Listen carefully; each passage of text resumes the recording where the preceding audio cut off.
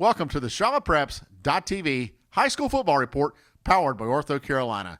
The regular season is now done, complete, finished, all in the books. It's time for playoff football action, ready for a little bit of elimination. We're going to work our way down to individual champions in all 8 divisions. But before we get started there, it's really important for us to take a look back at the final week of the regular season and see the games that led to these final playoff rankings. Tim, I know you had one of the biggest games in the area, Weddington, Marvin Ridge. Absolutely. At stake, the Southern Carolina Conference. Marvin Ridge came into this game losing their last 3 meetings against Weddington, and early on, it was a defensive struggle. Both teams trading turnovers until Marvin Ridge finally breaks through in the final minute of the first quarter with a little razzle-dazzle. Chandler Castleberry with a 68-yard option pass to Alex Leshock, who sprints in for the touchdown. Marvin Ridge up 7-0. Weddington strikes back in the second quarter. This 42-yard field goal by Keith Duncan makes it 7-3. And a few minutes later, Weddington's Joey Hobbs comes up with this 23-yard pick six to put Weddington up 10-7. Marvin Ridge regains the lead on this 2-yard touchdown dive by Caleb DeVoe, 14-10 Mavericks. Weddington, they come right back. Grayson Willingham hits Joe Bench on this nice catch in traffic, setting up another Keith Duncan field goal for the first half. Marvin Ridge leads at halftime 14-13. Weddington storms ahead in the third quarter, scoring 2 touchdowns to give them a 27-14 lead going into the fourth quarter. Now, if you're a Marvin Ridge Mavericks fan over the previous 2 seasons, if you were down going into the fourth quarter, you could pretty much pack things up. But not this version of the Mavericks. Austin Colonna hits Alex Leshock on this screen pass. Marvin Ridge's number 20 does the rest, breaking through a number of tackles, sprinting to the end zone. Weddington's lead is now cut 27-21. With 2 minutes left in the game and facing a 4th and long, Austin Colonna escapes the pressure and heaves a pass against his body in the direction of Emeka Amizi. Amizi tips the pass, and it falls into the hands of teammate Devin Atkins. A huge 35-yard gain, which sets up this 14-yard touchdown to Amizi with 23 seconds left. Marvin Ridge wins their first outright conference title 28-27 in thrilling fashion. The Mavs will host J.M. Robinson at home this Friday in the first round playoff action.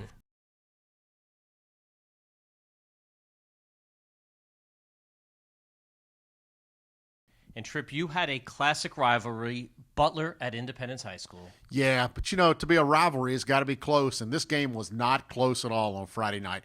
Complete domination by Butler, shutout 31-0 over Independence.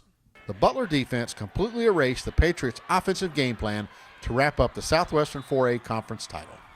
Possession after possession, it seemed like the record was stuck on the same loop.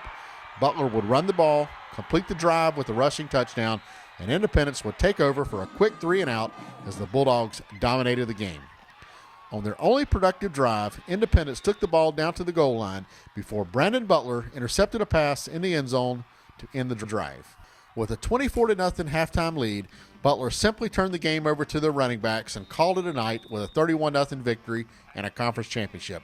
The drama of this series completely disappeared Friday night as the Bulldogs rolled to a very easy win.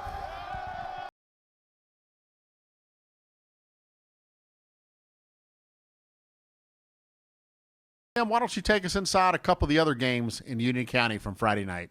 Yeah, the biggest game, another great rivalry, Rocky River Conference Championship play. The Monroe Redhawks easily discarded a very good Forest Hills football team, 41-8. The Monroe Redhawks defense on fire the entire season, held Forest Hills to 56 yards on the ground and only 107 yards in the air. Monroe finishes the season 11-0, and they are full steam ahead running into the playoffs. Tripp, you had playoff action, independent high school action, Charlotte Latin versus Charlotte Christian. We did. What an exciting game. Charlotte Latin proved on Friday night that their kids have a very short memory. After suffering a big loss to Charlotte Christian earlier in the season, the Hawks came into Friday night's playoff game with the Knights with a whole new attitude and a new game plan.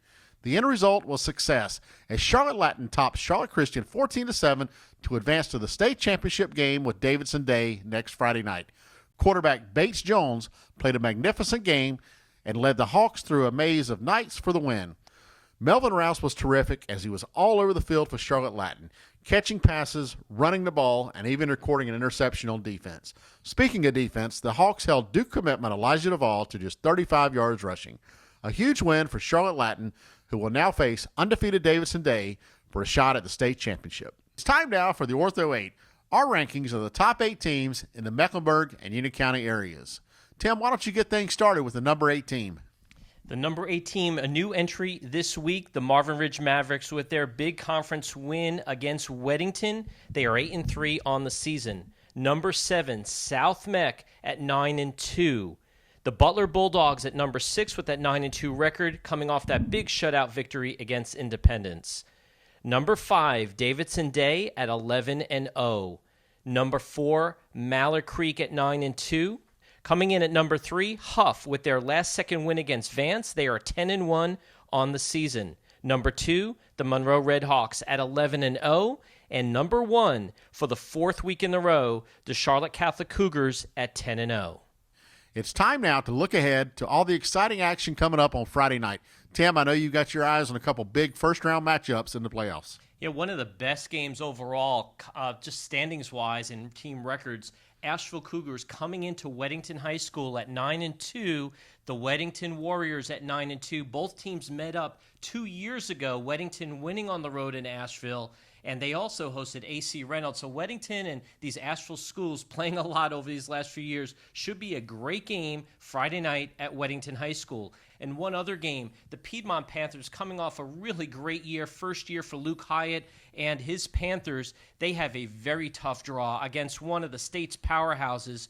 Crest High School should be in a tremendous environment at Crest on Friday night, but a very tough task for the Piedmont Panthers on Friday night as well. And now, Tripp, you have 2 big games. You have Vance at Catholic and then the big state playoff championship between Latin and Davidson Day. Wow, what a game that state championship is going to be. 2 fantastic football teams.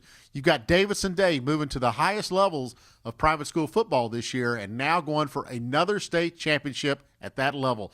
Coach Chad Greer will have his Davidson Day Patriots ready to go as they host the Charlotte Latin Hawks on Friday night. Another exciting game has got to be that Charlotte Catholic Vance game. 2 outstanding football teams ready to power it up on Friday night. We'll see exactly who comes out on top. If memory serves me right, that was one of the best games of the playoffs last year. Now, thanks for tuning in with us here at the CharlottePreps.tv High School Football Report, powered by Ortho Carolina. We appreciate your support all season long. We're looking forward to coming back here next week and telling you about all these results. But until then, we hope you'll give strong consideration to jumping out on a football field on Friday night and pulling your local team to victory. Have a great week.